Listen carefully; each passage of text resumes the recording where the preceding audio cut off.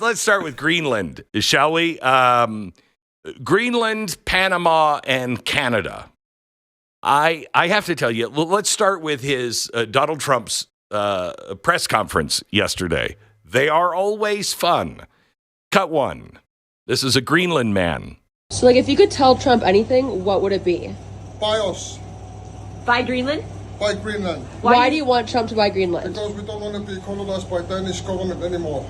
We get ripped every year about our minerals from Greenland. We are the richest nation in the world, and we don't get to use it. Denmark's using us too much.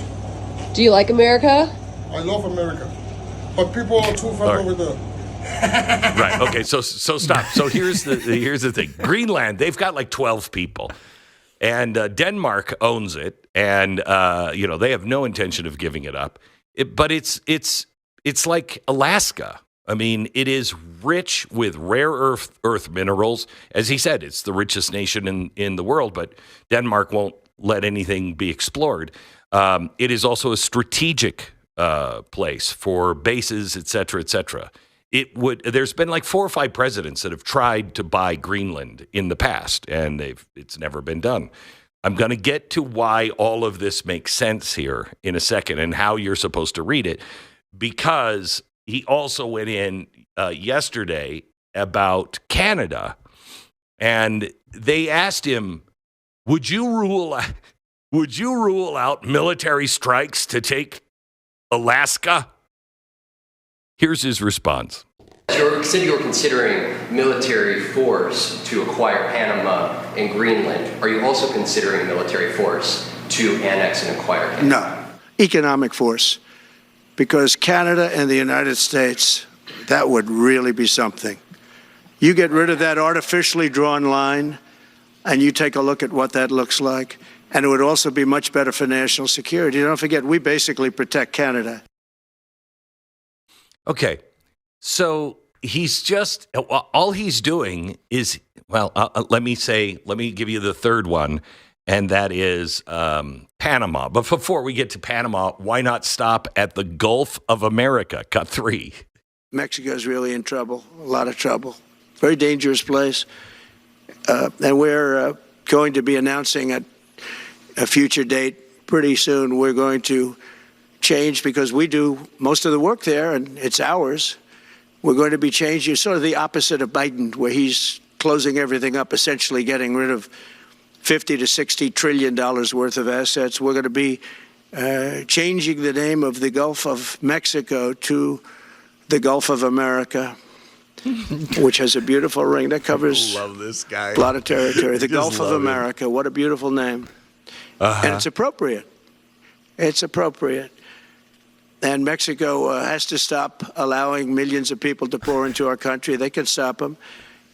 And we're going to put very serious tariffs on Mexico and Canada, because Canada, they come through Canada too, and the drugs that are coming through are at record numbers. Okay, so now the press is freaking out. This is an imperialist president. He's trying to create new Rome. Blah, blah, blah, blah, blah, blah. Do you have absolutely no brain cells that work in your head anymore? The final one is Panama, and I've told you this. In fact, I'm doing a prediction show tonight, and I've been telling you for the last few weeks, Panama is going to be a problem for the United States, and there's going to be some serious things happening in Panama this year, and I'll get into that a little later. But he's also talking about the Panama Canal. Okay, why is that? Because he wants to take over all these countries and these places? He wants war everywhere? No. The one thing you have to understand about Donald Trump is he's a negotiator. He's merely negotiating. That's all that's happening here. You speak softly and carry a very large stick. Hey, Mexico, by the way, you're so irrelevant. You know, you're going down the tubes. We're even thinking about changing the name of the Gulf of Mexico to the Gulf of America. That's how irrelevant you are, okay? And you've got some serious problems. It's a very dangerous place. Well, there goes tourism if the president keeps saying things like that. We're going to have to put some tariffs on it. But, I just think the Gulf of America is just a beautiful, beautiful name. All he's doing is signaling you're a speed bump to me. I don't need to do anything. I've just got these giant tariffs, and we'll probably end up owning you anyway because you're a failing state. Okay? He's negotiating. He's setting the table. On Greenland, the same thing. He's just setting the table. He is saying to Greenland, I think we should take it. Now, is he serious on that one? Yes, not take it, but buy it. Is he serious? Yes. And it would be, I gotta use a word that, the New York Times has been talking about for a long time. They just used it in a different context. It would be a huge coup if Donald Trump could buy Greenland. It would be huge for America. All the rare earth minerals and everything else, all of the riches of Greenland and the strategic placement of Greenland would be a very, very smart move. Again, New York Times, Glenn Beck did say Donald Trump would pull off a coup. I mean it in a different context than you worry about. That is smart. And if we could buy it, great. If we could just negotiate to have some bases there and to be able to sell and buy some of their rare earth minerals, that would be very smart and strategic. Now, Canada. Okay. Canada is being the 51st state. Okay. Would it be great to have all of us combined, Greenland, Canada, the United States combined? Yes. A 51st state? No. Canada responded with, well, maybe we'll buy Alaska and Minnesota. All right, let's open up those talks. How much for Alaska? I'm willing to negotiate. And I tell you what, negotiate for Alaska. I'd give you Minnesota for a sandwich. So I'm good. All he's doing there is, again, throwing out a big idea, negotiating, because you're not paying for your own defense. We are paying for your defense. What are we getting in return? Well, right now we're getting open borders from you in Canada, and we're getting a lot of crap from you too. So we're still friends. We still like Canada. We're not going to take military action to take Canada. It's not what he's doing. He is, again, negotiating. If you forget that Donald Trump is possibly the greatest negotiator to be in our lifetime, you might begin to understand what he's doing here. But if you forget that he's a deal maker, that's what he does. He walks in and says, you know what, I'm going to vaporize that little dude over. And then they end up having tea in a communist country. That's negotiation. What is he doing with Russia? What is he doing right now? The only place I think he's absolutely clear. I mean, he doesn't make threats. He makes promises. And he's not threatening anything but Panama, which we'll get into here in just a second. Panama is a problem, a real problem. And we need to talk about that. The other real problem is Hamas. And yesterday, he said about Hamas that there's going to be hell to be paid. Hamas doesn't release those hostages. The gates of hell are going to open up. And I believe him. The thing is, with a negotiator, you have to be able to see. I mean, Trump always kind of means things.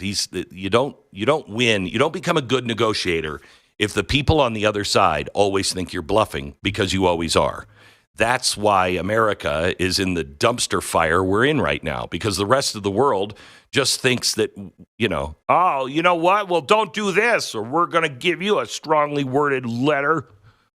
If the world or anybody sitting across from the negotiating table from you, whether this is in your life or in global politics, if they believe you're someone who will do what they say, you have all the negotiating power. Because, you know what? I would love to work here, but I can't work here, and I won't work here unless these things happen. He's just negotiating. Really? Watch me walk out. And I will. And no offense, no problems. I don't hate you. You shouldn't hate me. I'm not trying to hold a gun to your head. I'm just saying I can do better. And these things are a requirement for me. When Donald Trump says, look, you're going to have to close the border, he means that. Now, when he says we're also going to, you know what, we might just annex Mexico or Canada, that's part of the negotiation process. Because, honestly, he just might do it. This is the kind of president we have always wanted, one that is a hard negotiator on our side. On our side. When he says America first, he means it. Which brings me back to Panama. When you understand Panama, you'll understand Donald Trump entirely, and you will look at Donald Trump in a completely different way. Panama. We know of Panama Canal as the place that we built. It was the biggest undertaking. It was probably the biggest human achievement at the time, making a canal so you didn't have to go all the way down to South America, to the tip of South America, almost to Antarctica, and come back to get to the Pacific Ocean or to get to the Atlantic if you're going the other direction.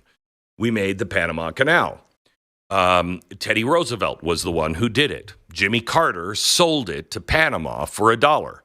Now, when you make a deal like that, you don't expect to be screwed afterwards. You know, you kind of have like, hey, favored nation, you know, you're going to be our pal. Well, Panama has been palling up with China. And the president of Panama had just said there are no Chinese at the canal. There are no Chinese soldiers in the canal. So Donald Trump on Christmas sent a message, again, negotiating, letting everyone know where he stands. Merry Christmas to all, including the wonderful soldiers of China who are lovingly but illegally operating the Panama Canal. Now, if you don't know anything about the Panama Canal, you might think this is crazy. This shows how much homework Donald Trump has done. This shows that this is the first time I have seen since maybe Reagan where we are actually talking about our national security, not in a reactive way. We have now a president who's looking at our national security is not in Ukraine. Our national security is here at the home front. And why is he so obsessed with Panama? It's just not that we're having our eyes pushed into our heads and being gouged. It is also because China has purchased a lot of the Panama Canal operating permits.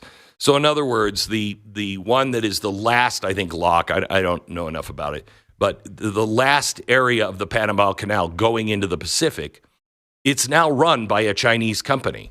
Now, is that honestly Chinese soldiers? No. But it is the People's Liberation Army that can take over that business because that's the deal.